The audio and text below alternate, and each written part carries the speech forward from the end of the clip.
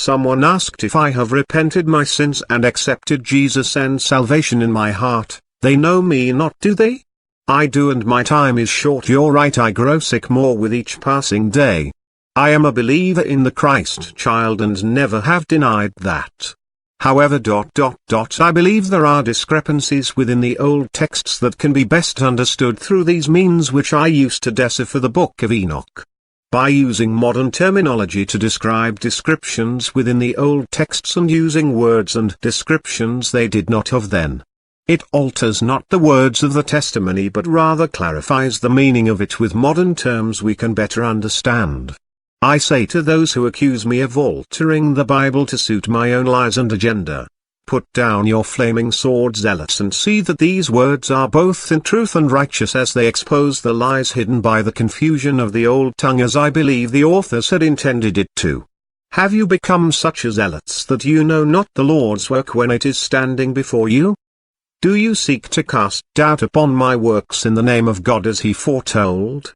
Denounce your prideful vengeance upon the innocent, for you are blinded by your own vanity and see not which is the path of the righteous and which is not because of it. Cast not the first stone, for I have done no different than what all of you have done. The King James Version did the same thing that every Christian's and Catholic's faith is based upon in the world. I have translated the Bible the same as all of you have done. So if my way is wrong, then so is every single person on this planet, as well as those faithful for the past 2,000 years. The message has not been altered and still contains the context as it was presented before me. The only thing that it does alter is the lies promoted by the Council of Nicaea, who oversaw the publication of the original book, as well as the bigotry of the followers of Paul and James, who sought only to sow discord in the hearts of man and pave the way to their Jewish Third Reich, which is what the byproduct of their movement to preserve the Jewish traditions became. Look at the result of that today.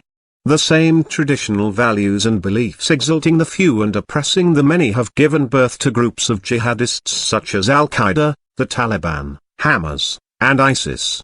When the Bible was written, it was those in this ancient cultural war that wanted the works of Enoch and many other doctrine excluded from the Bible for their own personal agendas. The worst of this is, though they based this conflict off of spreading the word of their Messiah, I haven't heard any of them proclaim a single word or statement that he said, nor do I hear a single statement of what his life was like or what he believed about when it came to the matter of their movement. I watched an hour-long documentary about this topic, and not once did I hear more than their movement was built upon the works of Christ. And if you ask any of them today, many of them will tell you that Jesus did not even exist. Don't you see, I'm not exalting him.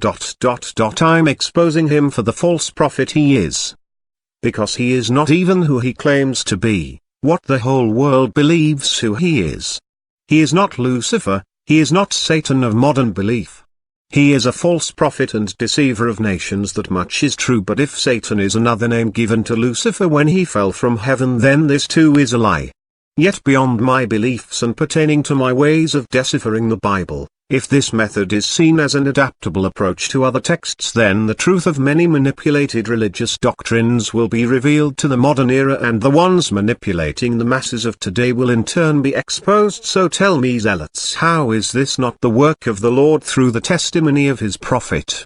For from my mouth protrudes a sharp two-edged sword, as you see in the example of my words and beliefs. And upon my head are the words of truth and righteousness, and my words cut down the lies of the sons of iniquity. For the true Lord walks with me. And I know his name. And his name is Eliel, and that was the name of the Lord that we were first given before the days of Noah. And yes, I have fallen into the darkness of death and returned, as it was said would be true of the two witnesses who will come, speaking truth of the prophecies of old. And yes, I do bear a message of the false prophet's plans to restore the third temple, and have come to speak out against him. Samael, who was cast into hell by Michael, recently seeks to restore the Tower of Babylon, for within it not only was their intentions to build a bridge into heaven but into hell as well, and that part they had succeeded in before it was destroyed. Samael seeks to rebuild that bridge and open the gateway to earth so that he may escape, but this is not his true goal. His true goal is to destroy existence so that his makers can rebuild it in their image. Samael was made through the ancient arts of ley line earth magic as described in your historical records. He is but a reflection made through the art of ancient Chinese law called mirror magic, and his makers uses this art to mold the image of what is known as a doppelganger and empowered him by molding this reflection with their intentions, and then used the ley line magic to bring their puppet to life. He has already caused a great amount of damage, for he is now the sculpture of others like him. He made one of Eve in the garden, one of God during the flood, and during the vision to Muhammad, he made one of the Messiah after his crucifixion that gave the message to Paul, for that was who Paul spoke to, having never known him in life and not knowing the difference. He must be stopped, and the fabric of his creation is the means by which this can be achieved. I cannot do this task, for he is made from my reflection. Doppelgangers have an attribute that allows them to know your thoughts and plans, making defeating them an impossible task. So I transmit this message, and the Lord walks with me to smite all those who disbelieve from my path with truth and righteousness. One aspect about him I should add is that because of his deeds in the Garden of Eden he has no physical shape and can only exist in spiritual form, the form of a serpent. I have seen this form. It is of a mist-like shadow, vapors that are together in the form of a snake, and he can talk and take possession of people by being absorbed through inhalation. I do not know any more than that, except the fact that despite any efforts to change him from the course of his goal will not be possible. He cannot resist it. Just as angels were created without sin, he was created to achieve one purpose, to bring about the destruction of all creation. The end of time, the end of all things. If this should fail, if we are not able to stop him, I have been given one last option, the keys to the door of the forbidden realm in the temple in India, the key to unlock it and unleash what lies within. Apollyon the Destroyer.